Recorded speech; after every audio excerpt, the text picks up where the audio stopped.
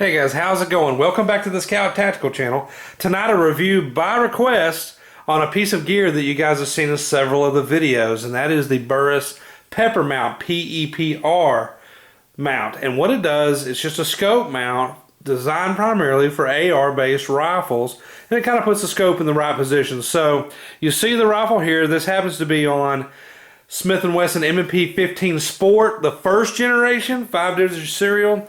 It has the heavier 5R barrel with 1 7 twist. Now, this was a little golden nugget in the gun industry. I'm so glad I got one when I did. They were real hard to find the first couple years they came out, but it's very inexpensive, but an excellent barrel. And it's turned out to be an excellent rifle. And with that said, good Lord, what Smith & Wesson product have you ever seen that really isn't up to par? I love Smith, as you guys know. I try not to be biased, but they are a major manufacturer. They stand behind what they build, and they seem to normally turn out a great product. And I have a lot of their more expensive rifles too, or have had and sold and traded and what have you.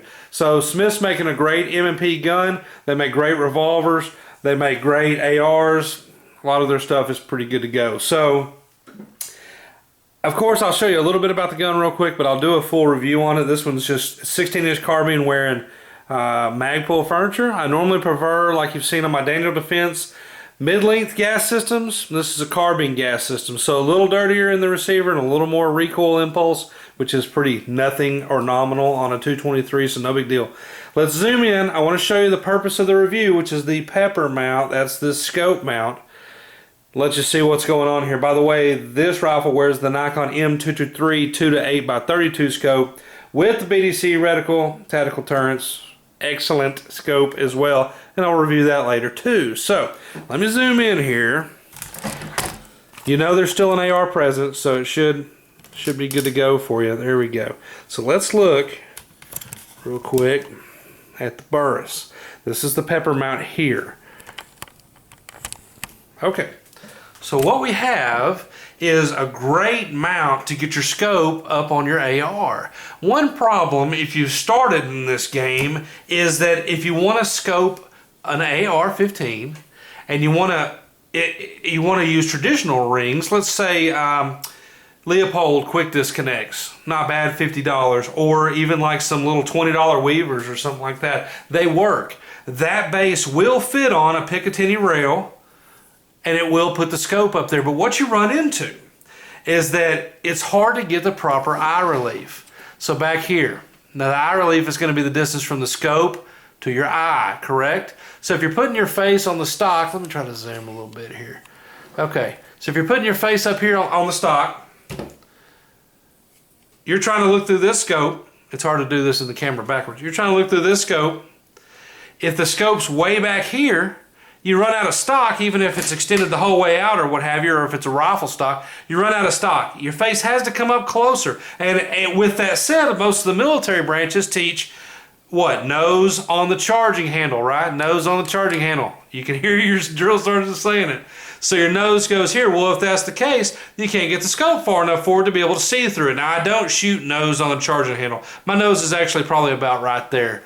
Let me show you. Probably about right there. Mine's about a ½ inch off because I normally get a consistent cheek weld or anchor point. If you're an archer, I get a consistent cheek weld based on the stock position. I go into the same spot every time, and I can feel this on my face in the V of my mouth. So I don't put my nose there, but this type of mount, see it swept forward, it actually gives you 2 forward inches to mount your scope forward, get it in the right spot on an AR, still let everything be usable.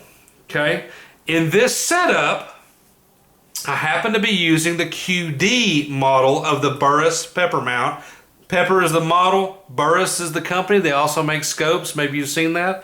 And this is the QD, that's these 2 handles right here. And what they let you do is take the scope off quickly if you needed to. Now, why would you need to? Well, you could be doing some type of maintenance on the scope or what have you, and that's good. You could also need to switch to iron sights. Now, ideally, your iron sights, which right here happens to be a Magpul M-Bus, which is MBUS, flip up. But as you see, if I hit the button to engage that, boom, it runs right into the scope. So ideally, this would flip up all the way because the scope would be even further. But if the scope was even further forward, which it could go a little further forward, but if it was, then it wouldn't allow for the proper eye relief. It would be now too far forward. So that's how this has to go, with like a little sandwich situation for me. So I have a fixed front sight on the AR, or you can have a flip up here on another style AR. And if I need to go to irons, say my scope gets damaged, gets dropped, glass gets broken, gets scratched, the zeroing, which is called the erection spring system, all that stuff messes up in there, and all of a sudden the scope's way off. If this scope goes bust on you for whatever reason, be it in the field, on a coyote hunt, a deer hunt, in Baghdad, I don't care what you're doing, you need to get it off quickly and switch to irons. And in a combat situation, again, you're probably going to have a little different system that can probably already accommodate you just hitting the button and flipping it up. For example, my LE rifle I showed you that I have as a police officer as my Daniel defense, I run an EOTech on it, which doesn't give me as much distance or any magnification because it's zero power, but I can easily just hit this and hit my front side and I'm good to go on backups. So in a life-threatening law enforcement situation or a military soldier situation, of course I'm going to advocate a quicker way to get to iron sights if you need them. But for the rest of us, because I'm also a hunter, I'm not just a police officer, for a sport shooter, for a hunter, what have you, that might have a few minutes. If you do damage your scope, you drop it out of the tree stand, it falls off your ATV, what have you, you know things happen in the field. It's no problem to throw these two levers, take it off, and you can switch to iron sights. So just a little theory there. But that is the benefit of the QD. It does come in two versions. And it comes in three sizes. So the version 1 is the standard, which just uses bolts, which you can tighten down so hard that you can use a wrench, I believe it's a 1/2 inch, or goes with the QD. You basically turn these, let me show you, this little button here, zoom in a little bit. These little buttons move. So you slide it this way, you see the elevation, you slide it that way, and then you lift, okay? Now it's loose. You slide it that way and lift. Now the whole scope comes off. And now you're thinking, oh my gosh, this dude just took the scope off his rifle. He's going to have to re-zero it and whatever. Wrong. That's the benefit of this mount. Now I know that there are other guys doing these mounts like LaRue, like American Tactical, a bunch of guys doing these mounts, but I like them. They work for me. I haven't had any zeroing problems whatsoever. And I've taken this thing off several times. Okay, so you see the QD feature. You would have this up, you turn it to where you want it, turn, twist, and then when it's down snug, that snugs it down. You're good to go. There are screws on the other side. You see the top of this thing, super duper beefy, right? Super beefy. Triple, there we go. Hard to get it in the camera. So we got 3 Allen screws on each side. So awesome. This is kind of reminiscent of some of your super duper expensive mounts like Badger Ordnance and things like that. A lot of those run 3 Allen screws on each side. Another benefit to double screws on each side is that when you put on your cap and you start tightening this thing down, you can do a little over here, a little over here, a little over here, and a little over here until it starts going down. You kind of use the crisscross like you would on a tire. As this goes down, it lets your scope stay level. Now that's important because if you use the traditional Weaver style, and I'm not knocking Weaver, I have a lot of their stuff, but if you use a style that only has Allens on one side, as you put that tighter and tighter, what does it do? It walks your scope over. So your crosshairs get lopsided. Now you have to compensate for that. Lord, I used to have a hunting store, you guys know, and I'm still doing some stuff with that. But on that hunting store, I can't tell you how many deer rifle scopes or scopes period that I mounted. And you cant those over a little bit to accommodate for the ring because as you tighten it, it rolls this way. So with this, you don't have to compensate for it and just know how that rolls over. It's real simple. You tighten it down on each side. That makes for a rock solid mount once it's done because now you've got 6 Allen screws holding this thing down. It equalizes the tension across the scope ring.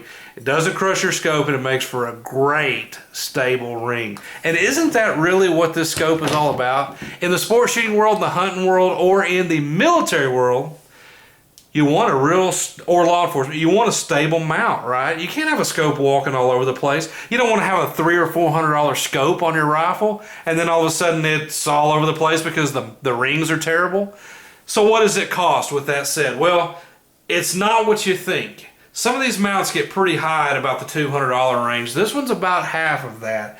I looked around on the web. Of course, you can always find some stuff here and there on sale. It's looking like most retailers are going about $80 on the standard version and about $100 to $110 for the QD option.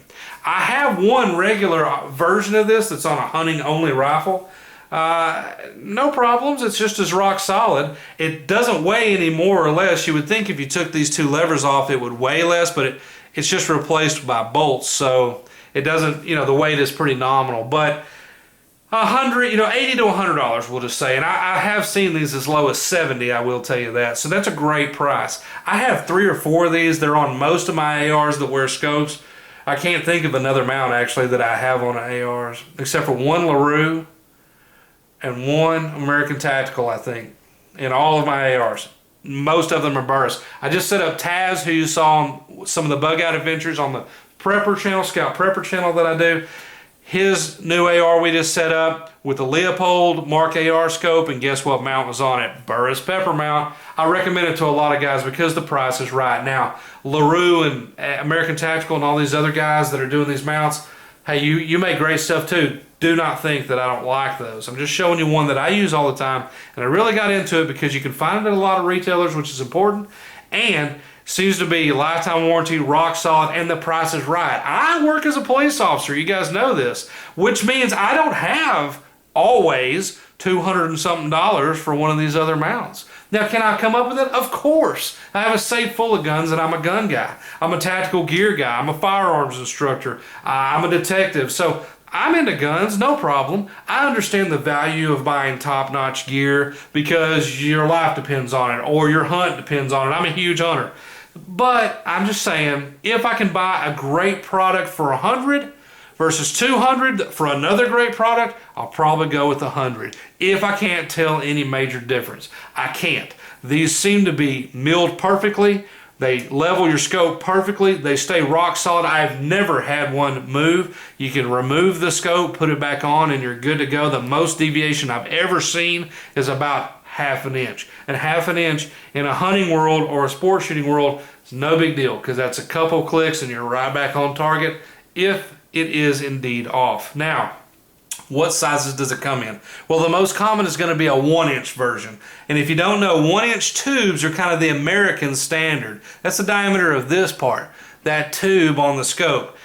It also comes in 30 millimeter, which some of your more expensive scopes typically wear, and I understand not all 30 millimeter scopes are expensive, but 30 millimeter is even bigger, a little larger on the tube diameter. And it makes for a little bit more adjustment in scopes and a little brighter scopes. Now that's a nutshell, high-level conversation that we're not going to get into the diameter of scope tubes tonight, but it comes in 1-inch and 30. And then this year they've also announced it, which may have actually been a 2013 announcement now that I think about it, in 34 millimeter. 34 millimeter is typically, again, high-level, typically reserved for some of your super upper-end scopes. Some of your bad boy tactical stuff and your real long range stuff that if you have 34 millimeter scope tubes, you already know what those are and don't need me telling you in an introduction video about them. So you've already spent some serious coin in most cases to get those. So I don't want to make the video too long, but I want to just reiterate that if you're looking for a great mount for your AR that'll allow you to scoot the scope forward, be rock solid, never move, and have the quick detach option that the Burris PEPR mount, P-E-P-R, Burris, B-U-R-R-I-S, and I believe they're burris.com. Check this out. If that's what you're looking for, a great mount on somewhat of a budget, we'll say 70 to 100 bucks, this one's the one for you. Guys, as always, I appreciate the views and subscriptions. Let's keep them coming. Scout Tactical is a 3-channel network. We have Scout Tactical on the guns and gear, Scout PEPR on some of the emergency preparedness stuff, disaster prep, things like that. And then we have Scout Hunter doing all our hunts, which is starting. This is late August, so in Texas we have about 2 months. Maybe, I think, as a matter of fact, Monday is 2 months to the day till deer season starts, and we'll get that channel a little more revved up. That has all your hunts, your hunting rifles, and what have you. Check us out on the web at scouttactical.com. Links to everything are there. If you have any questions, links to the videos and all the channels and the eBay store. Check us out on Facebook, all 3 channels. And as always, thanks for watching.